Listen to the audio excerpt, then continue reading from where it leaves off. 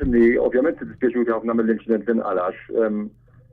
Aħna minnaħa tan-nord fejn qegħdin nagħmluha max-Sherpas, ġifieri dawn huma komunità waħda. U fatkara anke minn Sherpas tagħna li ħadu daqqa mhux ħażin. L-ispirtu tagħna għadu hemm llum għadna kemm ġejna lura minn sitzija training fuq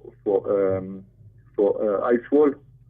Mixin tajjeb, bħala grupp, aħna Maltin għal-erba qegħdin mixin tajjeb ħafna ma' xulxin, ningwalawa, aħna din base camp. Jumejn oħra fit-21st nitilgħu advanced base camp. U nibdew mbagħad nekklimatizzaw fuq altitude iktar fil-għoli, naqbżu 6,000 metru u nkunu qegħdin nakklimatizzaw minn 6,000 metru għal 7,500 metru. Issa miexi kollox ħażin. Kollox tajjeb seri. Il-konklużjoni tal-avventura hija sempliċi, hija biex nilħu is-summit.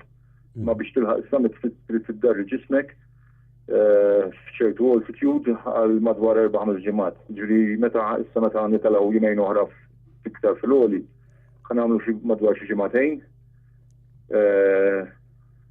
Tilgħajnu niżlin f'dak l-altitude, bat nerġgħu ninżlu lura base camp biex nistrieħu u biex il-ġisem jistrieħ mill-altitude. U mbagħad nistennew il-weather window biex għas-summit biex nagħmlu summit push.